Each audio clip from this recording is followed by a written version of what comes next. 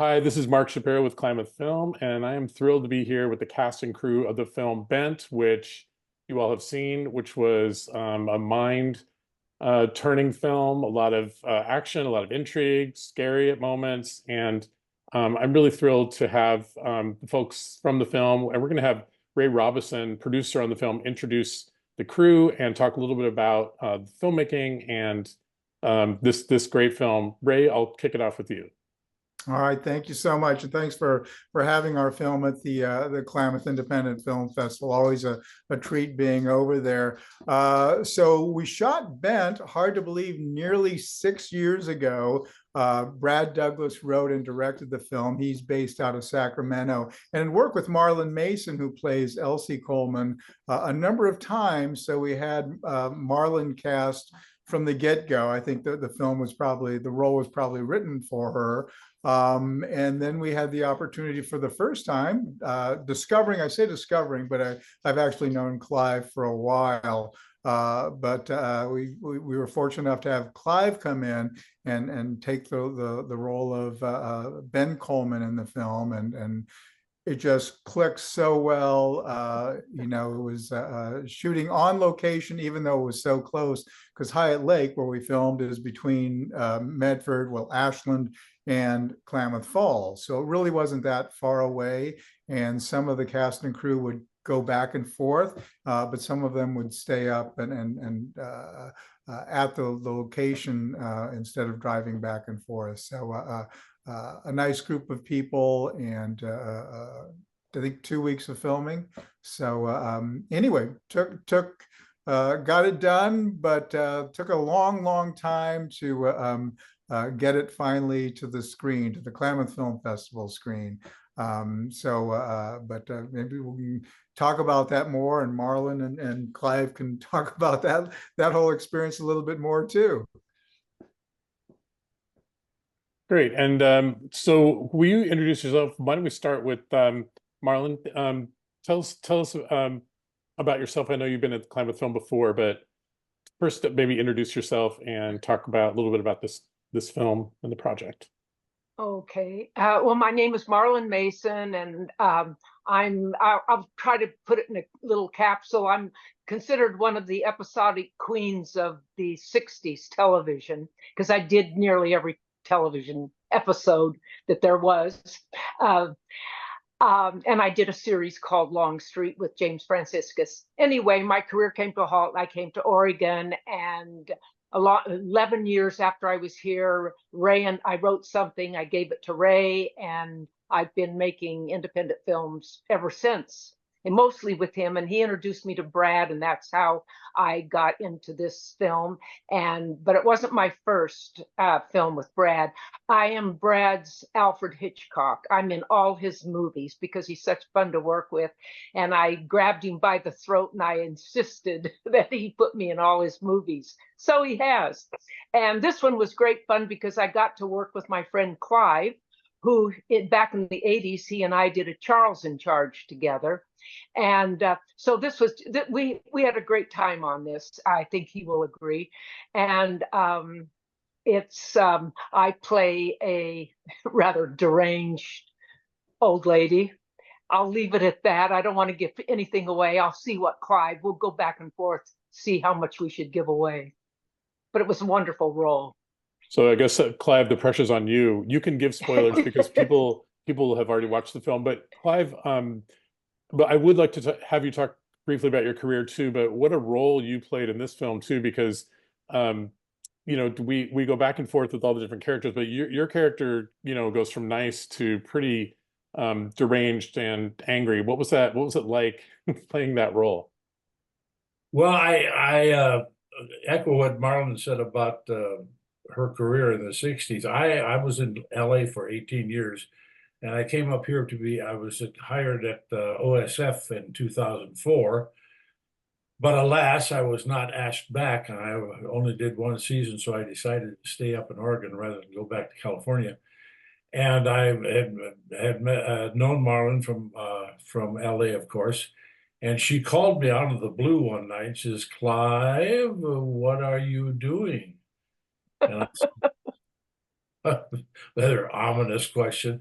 And it turns out apparently another actor had been cast in the role of Ben, but for some reason, Ray could probably fill you in on that. He dropped out, and she asked me if I was interested, and I got the script, and I was a bit daunted by the amount of dialogue, I must say, after all these years trying to learn lines again, but turned out to be a lot of fun.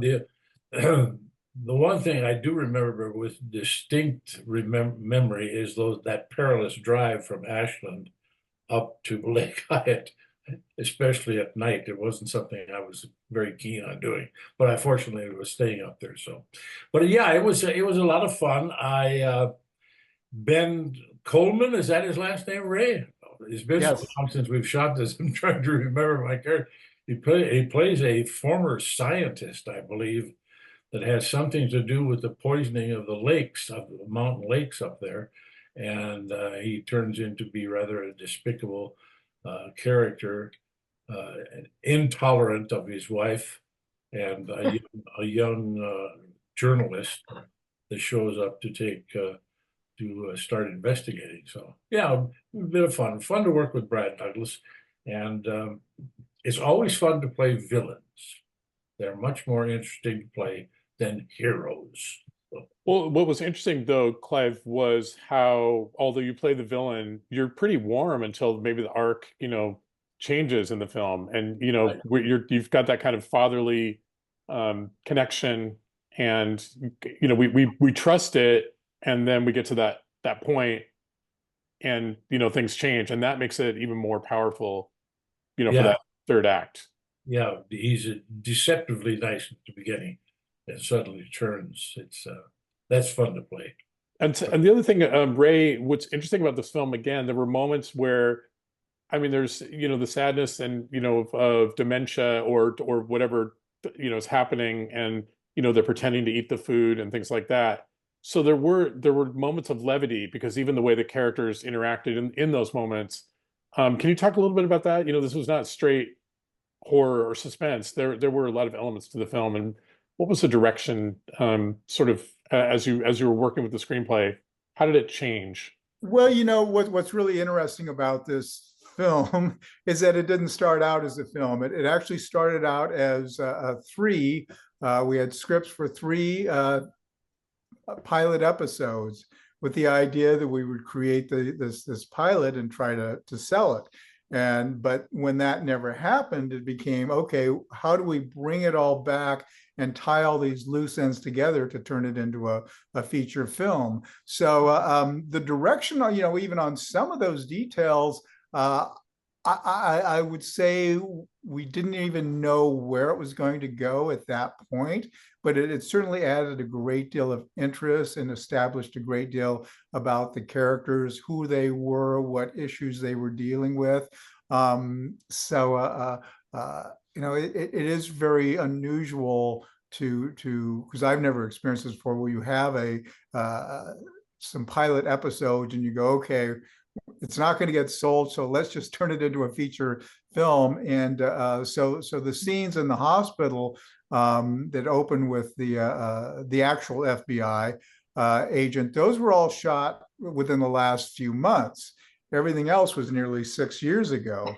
And then hopefully you can't tell that Abby had aged nearly 6 years in the filming, but of course she's supposed to look pretty beat up in the hospital room anyway. So that's how it all kind of came together, unintentionally turned into a feature film. Yeah, and I think it worked with her in the hospital, because you're right. She had gone through this really traumatic experience and showed, the wear from the trauma, and great acting. I really enjoyed that part. And Marlon, your role is so all over the place too. Can you talk about what was it like playing that character? Because it wasn't just a flat character. There was a lot of depth. Oh, well, I just try to find all the depth I can in any character I play, and sometimes I have to get very inventive. But I really try to stick to what the writer has written, and stay and work within that frame piece. But my main thing is, I always find doing anything is you make it real. And so I don't think of it in terms as being a horror movie or anything. I play it all for real because then I find it's scarier. And so I just fell into the whole dementia thing. I've had some experience with that. Some say I might be having personal experience with it. I'm just joking. Personal in the sense that my dad had dementia, and my sister. So I just know that I just found myself getting into a state of dementia of just imagination, really. And I didn't know, each time I would do a take, I never quite knew how I was going to do it. And that's how I work anyway. But it was great fun for me to play the levels. But basically, it was just being truth. I play scene by scene, and it's just playing the nut of the scene and what is wanted by the writer in it, and then my taking it and doing something that will hopefully capture the audience's attention and caring. That's my main thing. I always want the audience to care about my characters. And but once the director says action, I just go, and I don't know what I'm doing until, like with Clive, I didn't know how I was going to, at the end there, when it gets a little bit violent with the two of us, I just waited to hear action, and then I just sort of flip into another world. And I don't know how I do it, but it's a lot of fun. And I love making horror movies. Anybody wants me for a horror movie, you can find me through Ray. And Clive, same to you with this one too, because you're there. There's sense of you're a big guy, and there's this warmth to you, and that really did almost throughout the film. And then obviously there are the moments where they're both coming back from the tow shop, and you realize that they're out in the shed. Do you remember shooting that moment, and what was that like for you? Kind of that was really when you realized something was going on. Well, I remember early on in the process of thinking of a character like Emmett Walsh used to play. He had that nice, silky, thin, voice, very quiet, very non-assuming, and then all of a sudden he turns into a monster. And I remember that scene out by the shed. It was dark, and I had I guess it was an axe in my hand, and fortunately the director could call cut before any great damage is done, which was, that part was good because it was night and I can remember seeing much. But yeah, it was a great, fun character to play. Finding the different levels in him. What was the sort of the energy on the set? Do you remember, again, it's 6 years ago, but do you remember how many days of the shoot was it? And maybe we'll start with you, Marlon, to talk about, when you heard cut, what was the connection between the actors like? Because you've known each other for a long time. Was it a lot of fun to make this film? Oh, yeah. Well, I've worked with Abby, and I've worked a lot together. And we did another horror film, Besetment, that Brad also did. And I don't know, acting is just our job. There, you do the scene, and then the director says cut, and you might have to do it again, and you just sort of wait. You don't clown around or anything. I don't know, it's probably boring to a lot of people who would, if somebody was visiting and watched, they say, God, you guys there's a lot of standing around. And but we all get along. But I don't have anything special about any shenanigans going on the side of fun or practical jokes and things that sometimes I would do in my old days in Hollywood. We'd do a lot of practical jokes, but you're doing an independent film and you want to get it done, and you don't have a lot of money, so you can't waste any time. You got to just get in there and get it done. And that's the professional part of it, and we all have that. So we get the job done. And but at the same time, there's just a sense of we really can't wait to jump in the ring and just start doing our roles. It's when they say it's cut, it gets kind of boring. We want to get back in the ring. And Clive talked about some of his inspiration. What about for you? Some of the um, people or characters that inspired you as you act, and maybe even for this role? Oh, I just worked from my gut, from my brain. I don't I can't think off the top of my head of anybody particular that I've kind of focused on for a role. I just kind of do what the writer wants. I I think I'll have to think about that. That's a good question. Yeah, because I saw there were so many different elements. Your personality came out in so many different ways, and I wondered, growing up, Oh, were there oh, people that oh, inspired you when you went to movies or films? well, so who inspired me? Well, believe it or not, Doris Day and Betty Hutton were my first two. I wanted to be a singer, and that was my goal. I wanted to be a Broadway star, and then I sang. What did I don't know. I think it was just getting older. I wanted to be an actress who sang. And my one of my goals was to star in a Broadway musical, and I did. That was on my bucket list. I'm on my third bucket list now. I'm 84, and so I'm still at it. Ray and I we're in the middle of a movie now called The Plan. I want to call it Driving Miss Crazy, so that gives you kind of a hint of what it's about.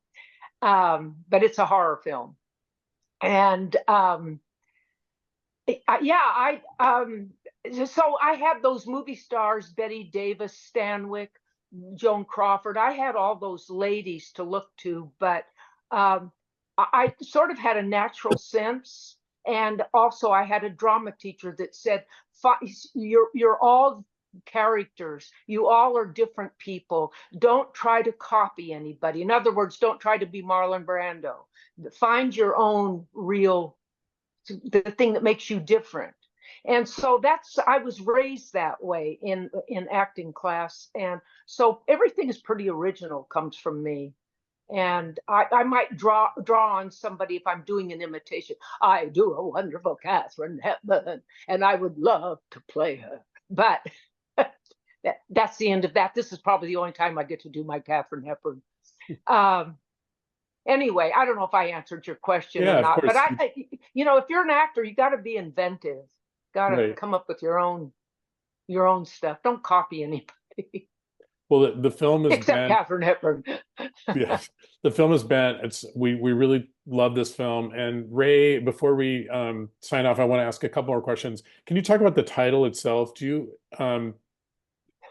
What was the reasoning behind the title Bent? Who knows? I think Clive and Marlon will agree. Who knows? So actually, the original title of the series was The Stem, and it pertained to the idea of the mosquitoes and the lake and all that. But basically, Brad Douglas, after he started directing films, the first one was named Big, and then the second one was Besetment, and then it's sort of like, well, I should have all my films starting with a B. So I guess it was sort of like naming hurricanes, that kind of thing. Okay, what name is next? It just has to start with a B. So that's where it went to Bent. And honestly, I'm not really quite sure how we decided on Bent, other than the fact that it started with a B. And these two characters are bent. That's and yeah. and I'm and I'm waiting for Brad to write one called Bitch, and I better be the bitch. So there's the recurrent mayor, Green Springs Prairie commercial on TV. Who wants to take that one? The mayor keeps coming on and talking about Green Springs, the beginning, middle, and the end, kind of the cult. Clive, does anyone, or Ray or Marlon, does anyone want to take that one on? I don't Okay. have reference. Yeah. So they go ahead. I'm sorry. So what specifically you're asking about that? We shot all that on green screen, actually outdoor on green screen. Almost the first thing we shot in production, I believe, very, very early on in production, doing that with the idea that it would be used that way, just to give this hints of other other things going on, that there's greater depth in this community than just this couple that we meet.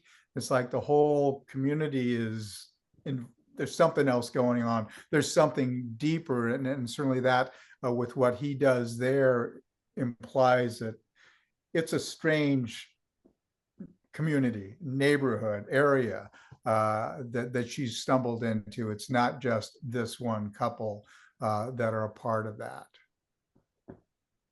I want to talk a little bit about my last questions for each of you about what's going on. You mentioned, Marlon mentioned what your tease of what you're shooting right now. What else is on the horizon for all of you, starting with Clive? Okay, I'm currently on a different chapter in my life. I'm writing a series of private eye novels featuring a Hollywood actor, Private Eye Eddie Collins. The sixth one just came out on August 14th, and I'm working on a seventh one. And so independent film sort of jumped into my lap, and I'll continue to do them if I'm asked. But my main focus right now is writing. Great, we'll go to Marlon. Oh, and his books are wonderful. His main character that Clive writes about is Eddie Collins. It's a wonderful, wonderful series of books. So I highly recommend the readers look into it. Well, and I'm 84, so I spend most of my time taking care of myself. I walk 2 miles every day, and I just take the jobs as they come. Brad and Ray have kept me very busy. I owe my independent film part of my life totally to Ray, and or actually to somebody who told me to call him when I moved to Medford, and I can't remember who that person was. And I said to Ray, I said, I wished I knew who made that connection, because he and I met for coffee for 3 years before we started doing this. So anyway, we've got the plan, and then I think Brad is doing a sequel to Bad Fish, which is another horror film that is just now opening, or has opened, and he's doing a sequel to that. And I know I'm in all his films, so I don't know. I'll be playing the same role, but I don't know what he has me doing in it. So I just wait for anybody to ask me if they want me for a role. I'll go do it. They have to pay my way. That's all. I'm cheap. Yeah, and Ray, tell us about what you have in front of you there. Well, before we go on to what I've got going on, I just should mention, because this definitely does tie in with Clive's books, and I reached over very quickly and found 2 on my shelf that I have. But the one that's coming out right now is called Room Tone, and actually when we were filming, our sound guy was just a real stickler for getting plenty of room tone, and there's a lot of stopping. All right, on room tones, it's like we don't. And then, so Clive, during all this process, he got, I'm going to title my next book Room Tone. So, and it's now out. So people can look for that, and they can know that that's where the title comes from, is our production of Bent and what was going on there. So like Marlon said, we've got The Plan, which is another Brad Douglas written project. We did start shooting some green screen in studio work a month or 2 ago, and we will pick up again later this fall to finish that film. I also do have a project, low budget indie project scheduled for March called The Golden Age, which very interesting comedy about elderly people who are used to be superheroes, or maybe they just believe they were, but they're all in their own group home in their latter years. So should be an interesting, fun project. And just to kind of step back what you'd asked about what was going on with sets in the group, because our crew, I think all of us had worked together before. Very few people came into this group new. I think Clive, this is the first time he had worked with this team before. I think we had one SOU digital cinema intern who worked with us her first time, but we all knew each other. And when I first made that offer out to everyone that because we had a lodge up there. So it's like, well, you can either stay at the lodge or you can, drive back and sleep in your own bed every night. And I would say 90% of the crew said, "Oh, I'm going to stay up there." So, and I think it was a part of because it is such a great group of people that have worked together so much here in the Southern Oregon area that they felt very comfortable just living up there, getting up every morning, having breakfast with the crew and working that day and then spending the evening together. So it was a very cohesive group and a group of people that I love working with and will probably continue working with on future projects. Well, I want to thank you again on behalf of Klamath Film for this fun film, Bent. Marlon, Clive, thank you so much. Thank you. We'll keep our eyes out for you for more, and we really appreciate you taking the time with us today. Thank you again. Thank you.